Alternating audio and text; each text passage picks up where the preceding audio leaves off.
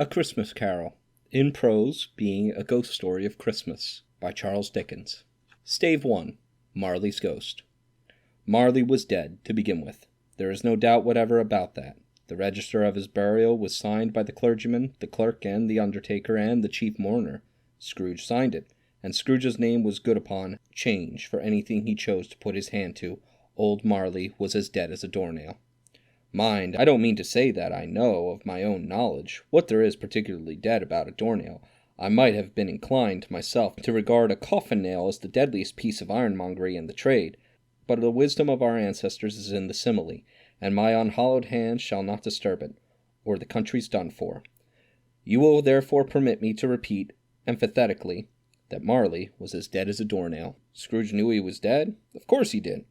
How could it be otherwise? Scrooge and he were partners for I don't know how many years.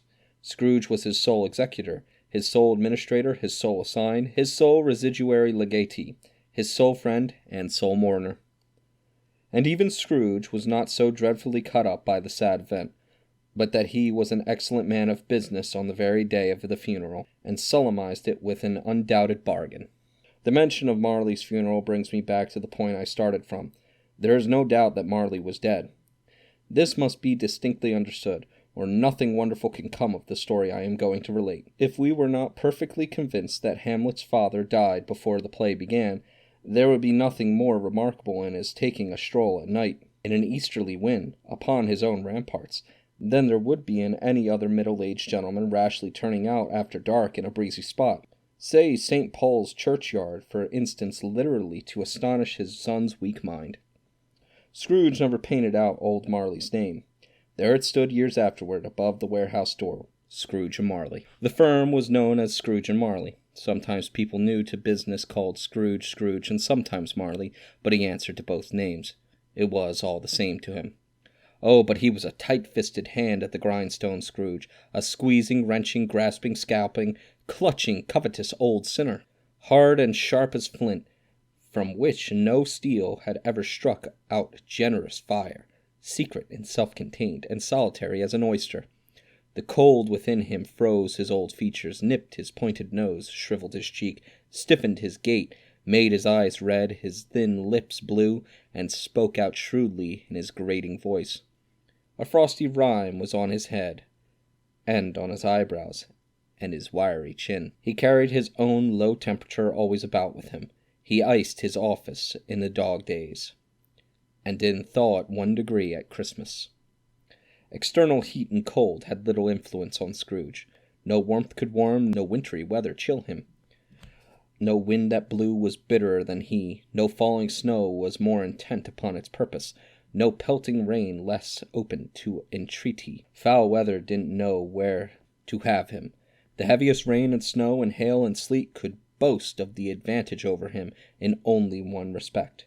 They often came down handsomely, and Scrooge never did. Nobody ever stopped him in the street to say what gladsome looks. "My dear Scrooge, how are you? When will you come to see me?" No beggars implored him to bestow a trifle. No children asked him what it was o'clock. No man or woman ever once in all his life inquired the way to such and such a place of Scrooge. Even the blind men's dogs appeared to know him, and when they saw him coming on, would tug their owners into doorways and up courts, and then would wag their tails as though they said, "No eye at all is better than an evil eye, dark master." But what did Scrooge care? It was the very thing he liked, to edge his way along the crowded paths of life, warning all human sympathy to keep its distance, was what the knowing ones called nuts to Scrooge. Once upon a time, of all the good days in the year, on Christmas Eve, old Scrooge sat busy in his counting-house.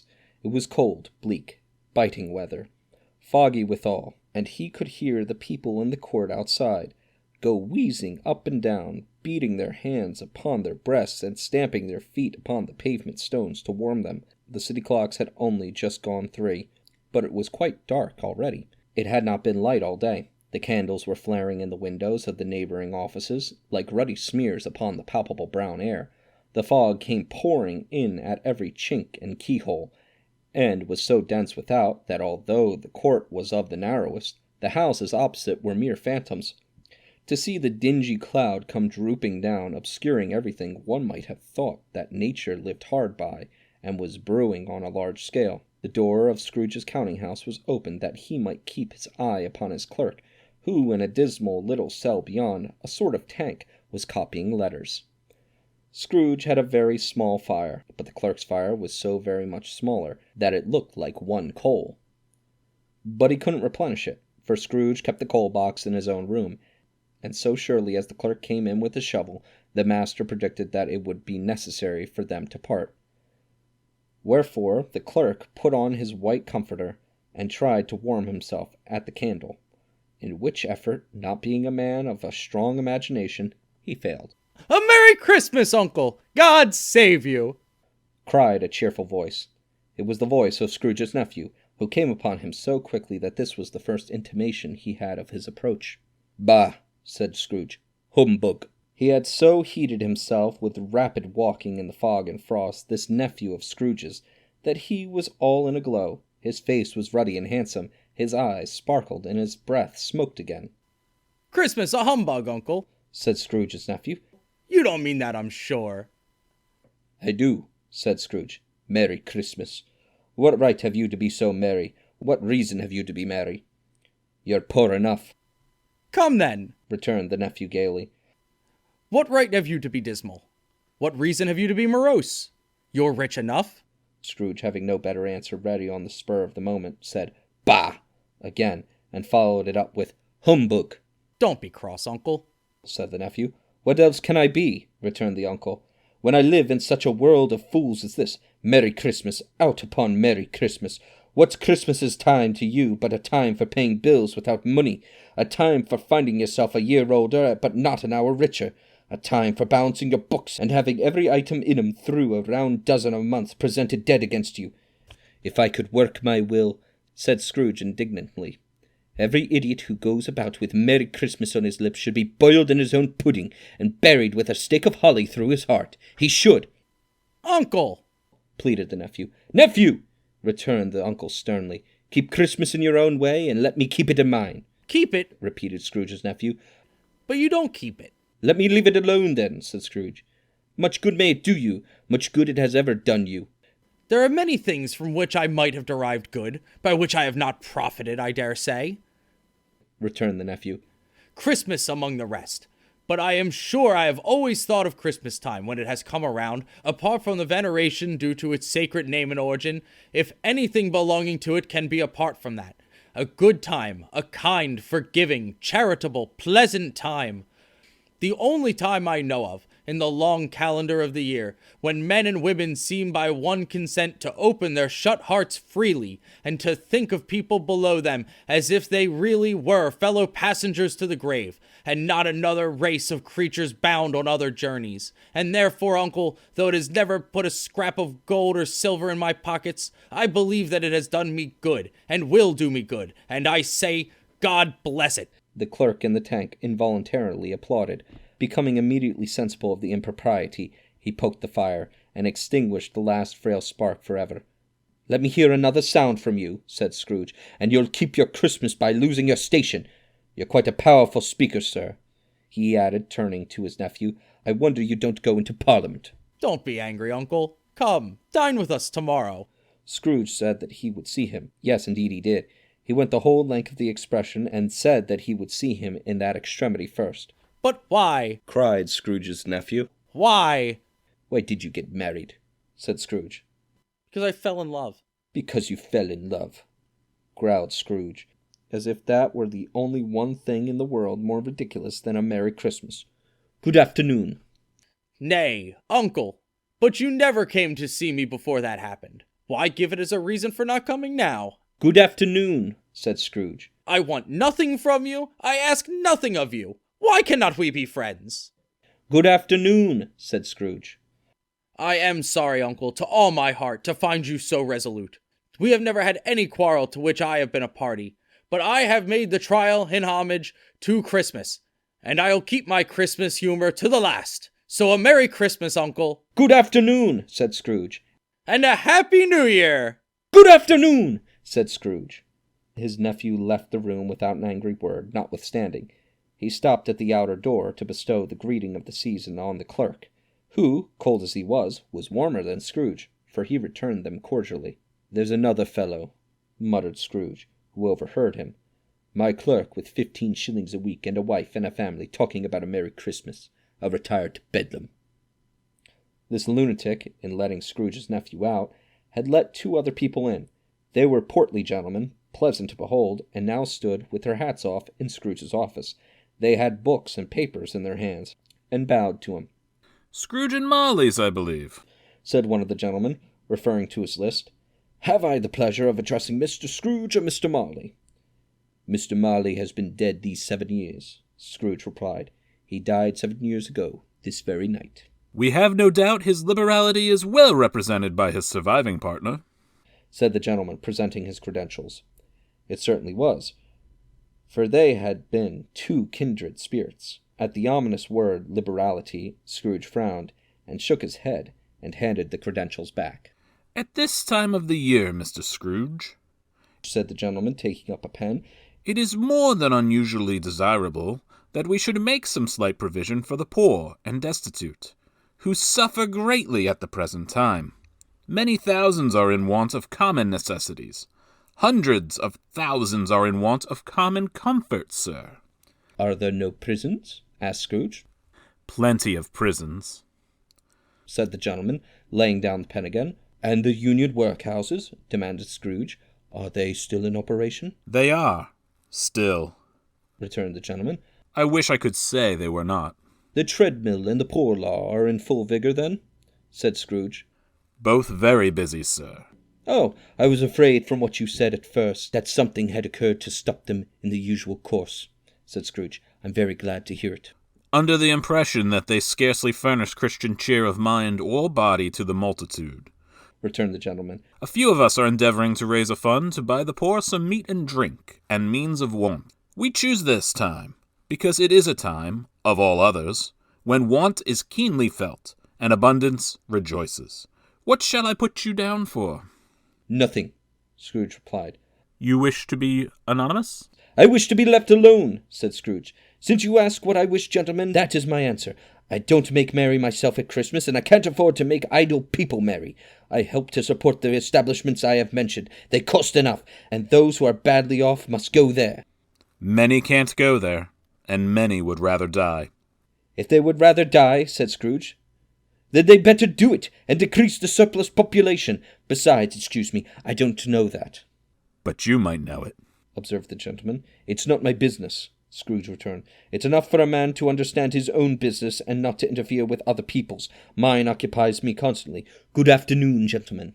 Seeing clearly that it would be useless to pursue their point, the gentleman withdrew. Scrooge resumed his labours with an improved opinion of himself, and in a more facetious temper than was usual with him. Meanwhile the fog and darkness thickened so that people ran about with flaring lamps, proffering their services to go before horses and carriages, and conduct themselves on their way. The ancient tower of a church, whose gruff old bell was always peeping slyly down at Scrooge out of a Gothic window in the wall, became invisible, and struck the hours and quarters in the clouds, with tremulous vibrations afterwards, as if its teeth were chattering in its frozen head up there. The cloud became intense. In the main street, at the corner of the court, some labourers were repairing the gas pipes, and had lighted a great fire in a brazier, round which a party of ragged men and boys were gathered, warming their hands and winking their eyes before the blaze in rapture, the water-plug being left in solitude, its overflowing sullenly congealed and turned to a misanthropic ice. The brightness of the shops where holly sprigs and berries crackled in the lamp heat of the windows made pale faces ruddy as they passed. Poulterers' and grocers' trade became a splendid joke, a glorious pageant with which it was next to impossible to believe that such dull principles as bargain and sale had anything to do with it. The Lord Mayor, in the stronghold of the mighty mansion house, gave orders to his 50 cooks and butlers to keep Christmas as a Lord Mayor's household should, and even the little tailor, whom he had fined 5 shillings on the previous Monday for being drunk and bloodthirsty in the streets, stirred up tomorrow's pudding in his garret, while his lean wife and the baby sallied out to buy the beef. Foggier yet and colder, piercing, searching, biting cold. If the good St. Dunstan had but nipped the evil spirit's nose with a touch of such weather as that, instead of using familiar weapons, then indeed he would have roared to lusty purpose, the owner of one scant young nose, gnawed and mumbled by the hungry cold as bones are gnawed by dogs, stooped down at Scrooge's keyhole to regale him with a Christmas carol. But at the first sound of "God bless you, merry gentlemen, may nothing you dismay," Scrooge seized the ruler with such energy of action that the singer fled in terror, leaving the keyhole to the fog and even more congenial frost. At length the hour of shutting up the counting-house arrived. With an ill-will Scrooge dismounted from his stool, and tactily admitted the fact to the expectant clerk in the tank, who instantly snuffed his candle out and put on his hat. "You'll want all day tomorrow, I suppose?" said Scrooge. "If quite convenient, sir." "It's not convenient," said Scrooge, "and it's not fair. If I was to stop half a crown from it, you'd think yourself ill-used, I'll be bound." The clerk smiled faintly. "And yet," said Scrooge, "you don't think me ill-used, when I pay a day's wages for no work." The clerk observed that it was only once a year. "A poor excuse for picking a man's pocket every 25th of December," said Scrooge, buttoning his greatcoat to the chin. "But I suppose you must have the whole day. Be here all the earlier next morning." The clerk promised that he would, and Scrooge walked out with a growl. The office was closed in a twinkling, and the clerk, with the long ends of his white comforter dangling below his waist, for he boasted no greatcoat, went down a slide on Cornhill at the end of a lane of boys 20 times in honor of its being Christmas Eve, and then ran home to Camden Town as hard as he could pelt, to play a blind man's buff. Scrooge took his melancholy dinner in his usual melancholy tavern, and having read all the newspapers and beguiled the rest of the evening with his banker's book, went home to bed. He lived in chambers which had once belonged to his deceased partner. They were a gloomy suite of rooms in a lowering pile of building up a yard, where it had so little business to be, that one could scarcely help fancying it must have run there when it was a young house, playing hide-and-seek with other houses, and forgotten the way out again. It was old enough now, and dreary enough, for nobody lived in it but Scrooge, the other rooms being all let out as offices. The yard was so dark that even Scrooge, who knew its every stone, was fain to grope with his hands. The fog and frost so hung about the black old gateway of the house, that it seemed as if the genius of the weather sat in mournful meditation on the threshold. Now it is a fact that there was nothing at all particular about the knocker on the door, except that it was very large. It is also a fact that Scrooge had seen it, night and morning, during his whole residence in that place, also that Scrooge had as little of what is called fancy about him as any man in the city of London, even including, which is a bold word, the corporation, alderman, and livery. Let it also be borne in mind that Scrooge had not bestowed one thought on Marley since his last mention of his 7 years dead partner that afternoon. And then let any man explain to me, if he can, how it happened that Scrooge, having his key in the lock of the door, saw on the knocker, without its undergoing an intermediate process of change, not a knocker, but Marley's face. Marley's face. It was not an impenetrable shadow as the other objects in the yard were, but had a dismal light about it, like a bad lobster in a dark cellar. It was not angry or ferocious, but looked at Scrooge as Marley used to look, with ghostly spectacles turned up on its ghostly forehead. The hair was curiously stirred, as if by breath or hot air, and, though the eyes were wide open, they were perfectly motionless. That and its livid color made it horrible, but its horror seemed to be in spite of the face and beyond its control, rather than a part of its own expression. As Scrooge looked fixedly at this phenomenon, it was a knocker again. To say that he was not startled, or that his blood was not conscious of a terrible sensation to which it had been a stranger from infancy, would be untrue. But he put his hand upon the key he had relinquished, turned it sturdily, walked in, and lighted his candle. He did pause, with a moment's irresolution, before he shut the door, and he did look cautiously behind it first, as if he half expected to be terrified with the sight of Marley's pigtails sticking out into the hall. But there was nothing on the back of the door, except the screws and nuts that held the knocker on. So he said, "Pooh, pooh," and closed it with a bang. The sound resounded through the house like thunder. Every room above, and every cask in the wine merchant's cellars below, appeared to have a separate peal of echoes of its own. Scrooge was not a man to be frightened by echoes. He fastened the door and walked across the hall and up the stairs, slowly too, trimming his candle as he went. You may talk vaguely about driving a coach and six up a good old flight of stairs, or through a bad young Act of Parliament, but I mean to say you might have got a hearse up that staircase, and taken it broadwise, with the splinter bar towards the wall, and the door towards the balustrades, and done it easy. There was plenty of width for that, and room to spare, which is perhaps the reason why Scrooge thought he saw a locomotive hearse going on before him in the gloom. Half a dozen gas lamps out of the street wouldn't have lighted the entry too well, so you may suppose that it was pretty dark with Scrooge's dip. Up Scrooge went, not caring a button for that. Darkness is cheap, and Scrooge liked it. But before he shut his heavy door, he walked through his rooms to see that all was right. He had enough recollection of the face to desire to do that. Sitting room, bedroom, lumber room, all as they should be. Nobody under the table, nobody under the sofa, a small fire in the grate, spoon and basin ready, and the little saucepan of gruel, Scrooge had a cold in his head, upon the hob. Nobody under the bed, nobody in the closet, nobody in his dressing gown, which was hanging up in a suspicious attitude against the wall. Lumber room as usual, old fire guard, old shoes, 2 fish baskets, washing stand on 3 legs, and a poker. Quite satisfied, he closed his door, and locked himself in. Double-locked himself in, which was not his custom.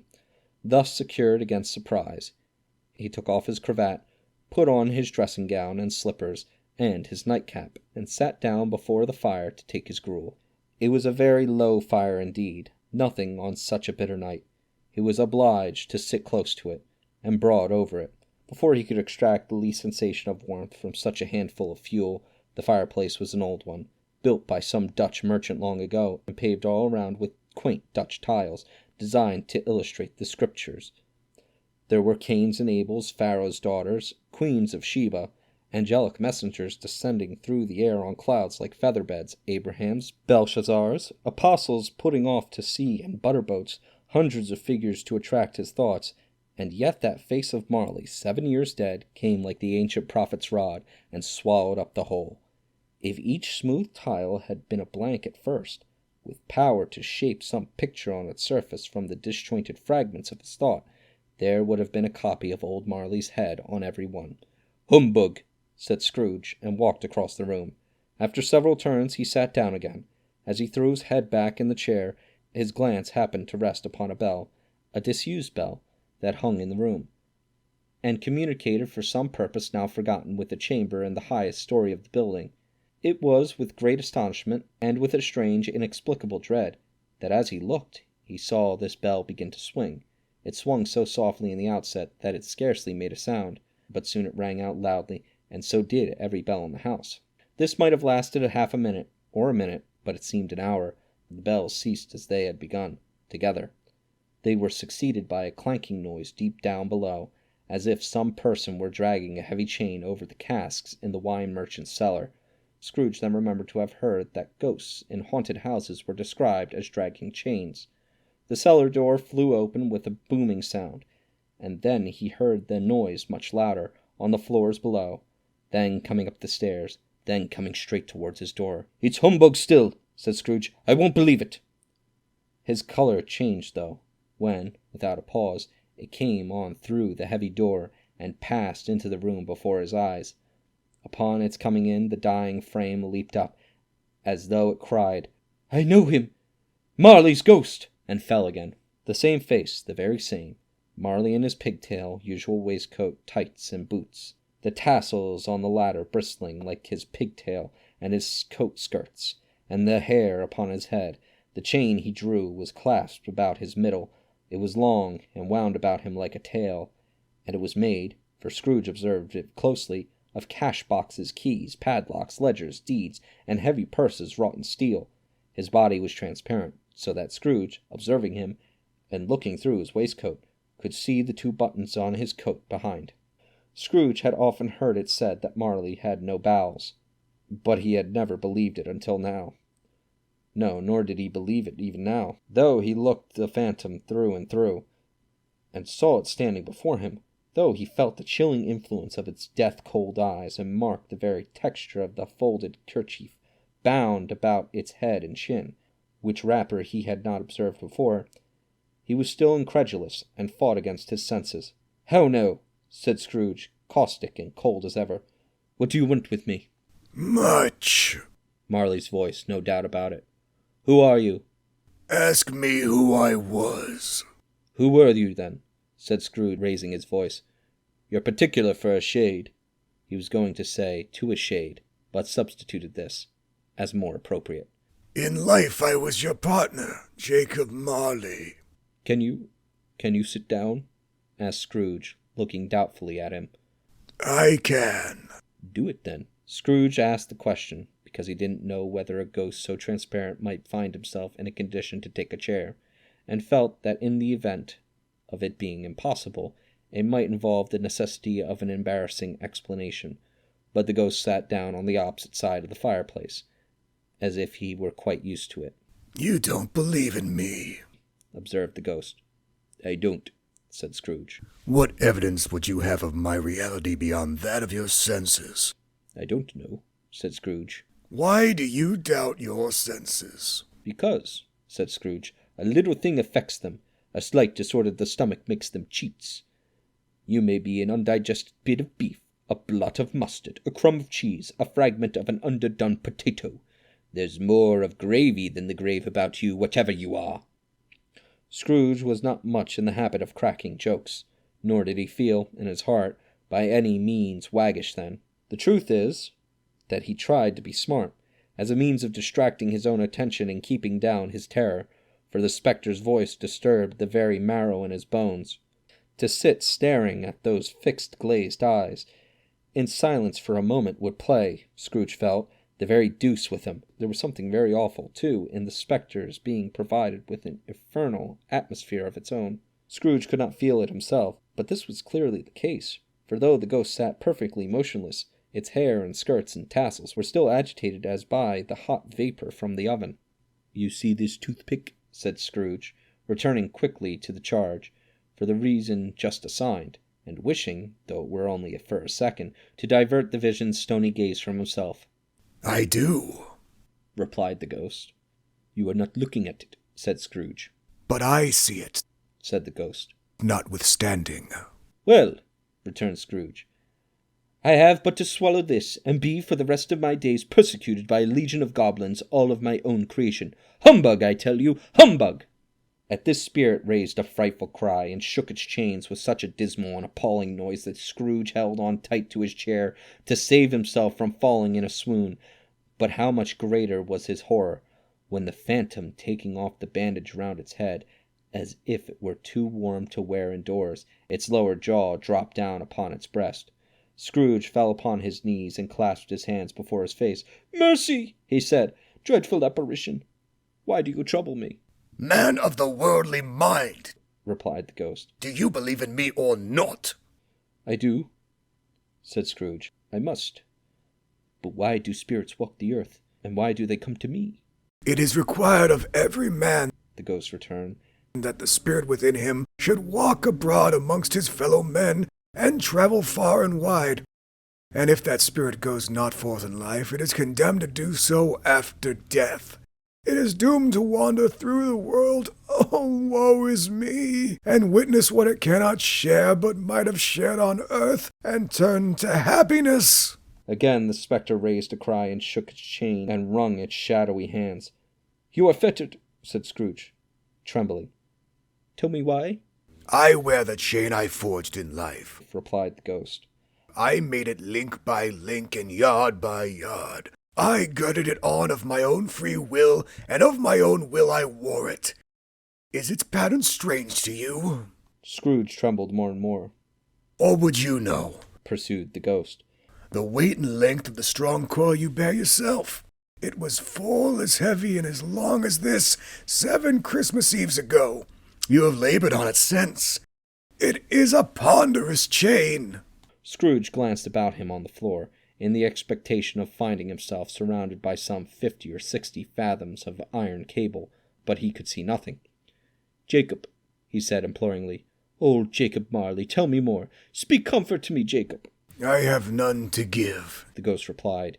It comes from other regions, Ebenezer Scrooge, and is conveyed by other ministers to other kinds of men. Nor can I tell you what I could. A very little more is all permitted to me. I cannot rest, I cannot stay, I cannot linger anywhere. My spirit never walked beyond our counting house. Mark me! In life, my spirit never roved beyond the narrow limits of our money-changing hole, and weary journeys lie before me. It was a habit with Scrooge, whenever he became thoughtful, to put his hands in his breeches pockets, pondering on what the ghost had said. He did so now, but without lifting up his eyes or getting off his knees. You must have been very slow about it, Jacob, Scrooge observed, in a businesslike manner, though with humility and deference. Slow, the ghost repeated. 7 years dead, mused Scrooge, and travelling all the time. The whole time, said the ghost. No rest, no peace, incessant torture of remorse. You travel fast? Said Scrooge. On the wings of the wind. You might have got over a great quantity of ground in 7 years, said Scrooge. The ghost, on hearing this, set up another cry and clanked its chain so hideously in the dead silence of the night that the ward would have been justified in indicating it for a nuisance. Oh, captive, bound, and double iron, cried the phantom, not to know that ages of incessant labor by immortal creatures, for this earth must pass into eternity before the good of which it is susceptible is all developed. Not to know that any Christian spirit working kindly in its little sphere, whatever it may be, will find its mortal life too short for its vast means of usefulness. Not to know that no space of regret can make amends for one's life's opportunity misused. Yet such was I, oh, such was I. But you were always a good man of business, Jacob, faltered Scrooge, who now began to apply this to himself. Business! Cried the ghost, wringing its hands again. Mankind was my business. The common welfare was my business. Charity, mercy, forbearance, and benevolence were all my business. It held up its chains at arm's length, as if they were the cause of all its unveiling grief. At this time of the rolling year, the spectre said, I suffer most. Why did I walk through crowds of fellow beings with my eyes turned down, and never raise them to that blessed star which led the wise men to a poor abode? Were there no poor homes to which its light would have conducted me? Scrooge was very much dismayed to hear the spectre going on at this rate, and began to quake exceedingly. Hear me! Cried the ghost. My time is nearly gone. I will, said Scrooge. But don't be hard upon me.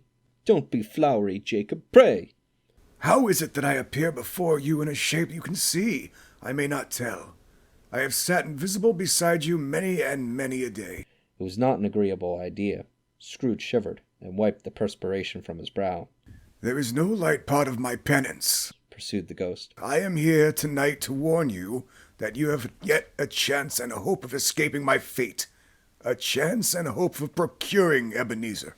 You were always a good friend to me, said Scrooge. Thank ye. You will be haunted, resumed the ghost, by 3 spirits. Scrooge's countenance fell almost as low as the ghost's had done. Is that the chance and hope you mentioned, Jacob? He demanded in a faltering voice. I think I'd rather not, said Scrooge. Without their visits, said the ghost, you cannot hope to shun the path I tread. Expect the first tomorrow when the bell tolls 1. Couldn't I take 'em all at once, and have it over, Jacob? Hinted Scrooge. Expect the second on the next night at the same hour. The third upon the next night when the last stroke of 12 has ceased to vibrate. Look to see me no more, and look that, for your own sake, you remember what has passed between us. When it had said these words, the spectre took its wrapper from the table and bound it round its head as before.